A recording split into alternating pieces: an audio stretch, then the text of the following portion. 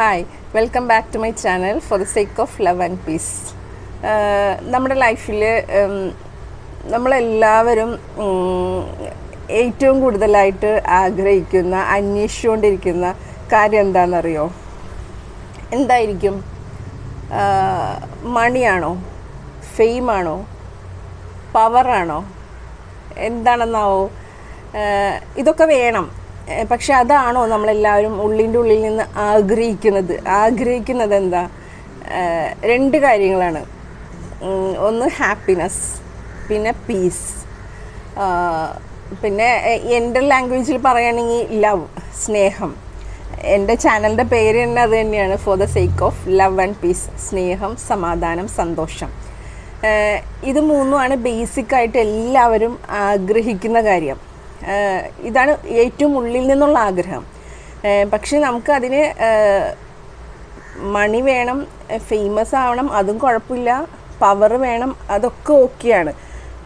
പക്ഷേ നമ്മളെല്ലാവരും വിചാരിക്കുന്നത് പൈസ കിട്ടിക്കഴിഞ്ഞാൽ നമ്മൾ ഹാപ്പി ആവും, നമ്മൾ ഫേമസ് ആയിക്കഴിഞ്ഞാൽ, ഫെയിം ഉണ്ടായിക്കഴിഞ്ഞാൽ ഹാപ്പി ആവും, പിന്നെ നമുക്ക് പവർ ഉണ്ടെങ്കിൽ നമ്മൾ ഹാപ്പി ആവും എന്നാണ് നമ്മുടെ എല്ലാവരുടെയും ധാരണ. ഓക്കെ, ഇതെല്ലാം ആവശ്യമാണ്. പക്ഷേ നമ്മളുടെ എല്ലാവരുടെയും നീഡ് എന്താണ്, അത്യാവശ്യം എന്താണ്? നമുക്ക് എല്ലാവർക്കും സന്തോഷവും സമാധാനവും സ്നേഹവുമാണ് വേണ്ടത്. ഇപ്പം നമ്മുടെ ലോകത്ത് കണ്ടുകൊണ്ടിരിക്കണ എന്താണെന്ന് വെച്ച് കഴിഞ്ഞാൽ സമാധാനം അല്ലെങ്കിൽ സന്തോഷം എന്ന് പറയുന്നത്, ഒരു കുട്ടി ഉണ്ടാവുകയാണെങ്കിൽ ആ കുട്ടിയെ സ്കൂളിൽ വിട്ട് പഠിപ്പിച്ച് അവന് നല്ല എഡ്യൂക്കേഷൻ കൊടുത്തു കഴിയുമ്പോൾ സന്തോഷം ഉണ്ടാവും എന്ന് പാരൻസ് വിചാരിക്കും. കുട്ടിക്ക് സന്തോഷം ഉണ്ടാവും, പാരൻസിന് സന്തോഷം ഉണ്ടാവും എന്ന് വിചാരിക്കും. ആ പഠിത്തം കഴിഞ്ഞിട്ട് അപ്പോൾ നമുക്ക് അടുത്ത സ്റ്റെപ്പ് എടുക്കേണ്ട, അവിടെ സന്തോഷം ആ ഒരു ക്വാളിഫിക്കേഷൻ കഴിയുമ്പോൾ ആ സന്തോഷം അവിടെ തീർന്നു പോവുകയാണ്. പിന്നെ നെക്സ്റ്റ് സ്റ്റെപ്പ് എന്ന് പറഞ്ഞാൽ ജോലി കിട്ടുക എന്നുള്ളതാണ്. അപ്പോൾ ജോലി കിട്ടുമ്പോൾ സന്തോഷം കിട്ടും എന്ന് വിചാരിക്കും. ജോലി കിട്ടിക്കഴിയുമ്പോൾ അവിടെ ആ സന്തോഷം പിന്നെ അവിടെ നിന്നു. ജോലി കിട്ടിക്കഴിഞ്ഞു, സന്തോഷം കിട്ടി. അത് കഴിയുമ്പോഴേക്കും കല്യാണം കഴിഞ്ഞ് കഴിയുമ്പോഴായിരിക്കും സന്തോഷം കിട്ടുക എന്ന് വിചാരിച്ച് കുട്ടികളെ കല്യാണം കഴിപ്പിക്കുന്നു. കല്യാണം കഴിച്ച് കഴിയുമ്പോൾ അപ്പോൾ ആ സന്തോഷം അവിടെ തീരുന്നു. പിന്നെ ഓർക്കും കുട്ടികളുണ്ടാകുമ്പോഴായിരിക്കും സന്തോഷം എന്ന് ഓർക്കും. കുട്ടികളുണ്ടായി കഴിയുമ്പോൾ ആ സന്തോഷം അവിടെ നിൽക്കുന്നു. പിന്നെ കുട്ടികളുടെ വിദ്യാഭ്യാസം, കുട്ടികളുടെ ചിലവുകൾ, അങ്ങനെ നമ്മൾ മനുഷ്യരുടെ ഒരു എന്താണെന്ന് വെച്ച് കഴിഞ്ഞാൽ ഇനി അത് ചെയ്യുമ്പോൾ സന്തോഷം കിട്ടും.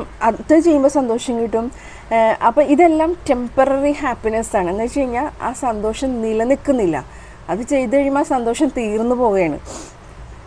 അപ്പോൾ എന്താ വെച്ച് കഴിഞ്ഞാൽ ഈ ഒരു പെർമനൻ്റ് ആയിട്ടുള്ള ഹാപ്പിനെസ്, അതിന് ഹാപ്പിനെസ്സിനേക്കാൾ കൂടുതൽ ചേരുന്ന വേർഡ് ജോയ് എന്നാണ്. ഹാപ്പിനെസ്സും ജോയും വ്യത്യാസമുണ്ട്. അപ്പോൾ ഈ ജോയ്, ഈ പെർമനൻ്റ് ഹാപ്പിനെസ്, അതിലേക്ക് എത്തിച്ചേരണമെന്നുണ്ടെങ്കിൽ ഇത് ഓരോരുത്തരുടെ ലൈഫിലും വ്യത്യാസമായിരിക്കും. പക്ഷേ അത് കണ്ടുപിടിക്കണമെങ്കിൽ നമ്മൾ തന്നെ സ്വയം കണ്ടുപിടിക്കേണ്ടതായിട്ട് വരും.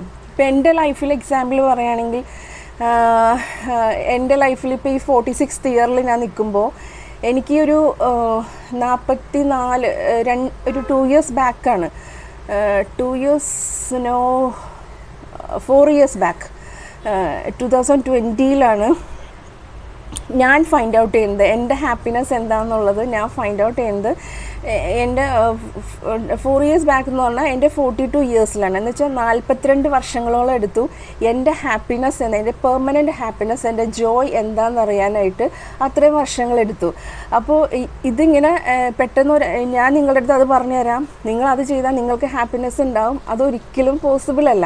എന്താ വെച്ചാൽ എല്ലാവരുടെയും ഹാപ്പിനെസ് വ്യത്യാസമുള്ളതാണ്. എല്ലാവരുടെയും ഹാപ്പിനെസ് വ്യത്യാസമുണ്ട്. അപ്പോൾ ഓരോരുത്തരുടെ ഹാപ്പിനെസ്സും നമ്മൾ തന്നെ കണ്ടുപിടിക്കേണ്ടതായിട്ടുണ്ട്. അപ്പോൾ ഇതും ഈസി ടാസ്ക് അല്ല.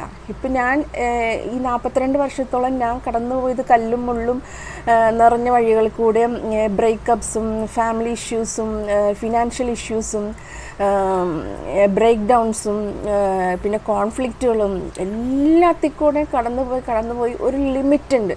ആ ഒരു എത്തിക്കഴിയുമ്പോൾ ഇനി എനിക്കിത് താങ്ങാൻ വയ്യ, എനിക്കിനി ഈ ഒരു ഫാൻസി ഡ്രസ്സിൽ എനിക്ക് നിൽക്കാൻ വയ്യ എന്നുള്ളൊരു അവസ്ഥ വരുമ്പോൾ നമ്മൾ നെക്സ്റ്റ് സ്റ്റേജിലേക്ക് ട്രാൻസ്ഫോം ചെയ്യുന്നുണ്ട്. അത് ഭയങ്കരമായ പെയിൻഫുൾ സ്റ്റേജാണ്.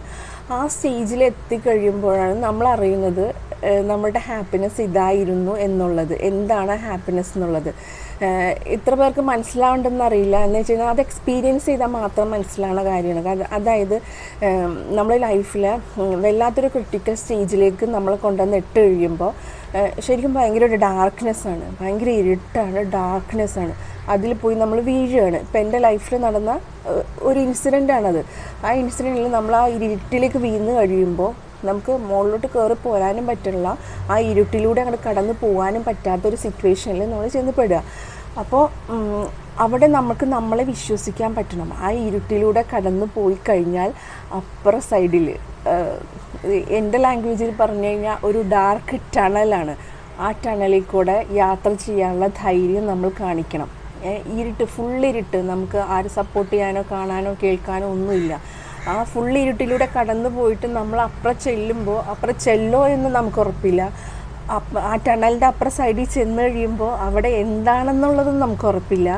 ഈ ഉറപ്പില്ലായ്മയുണ്ടല്ലോ, അൺസർട്ടനിറ്റി, അതിലൂടെ കടന്നു പോകാനുള്ള ധൈര്യം കാണിച്ചാൽ മാത്രമേ അപ്പുറ സൈഡിലുള്ള വെളിച്ചം, അതായത് ഞാനീ പറഞ്ഞ പെർമനൻ്റ് ഹാപ്പിനെസ്, ജോയ് നമുക്ക് കണ്ടെത്താൻ പറ്റുകയുള്ളൂ. അപ്പോൾ ഇതൊരു കുറച്ച് ടഫായിട്ടുള്ള ജോബാണ്, നല്ല ടഫായിട്ടുള്ള ജോബാണ്. നമ്മൾ മരിച്ച് ജീവിച്ചെണീറ്റ് വരണ മാതിരി തോന്നും. ഞാൻ അതിലൂടെ കടന്നുപോയ ആളാണ്.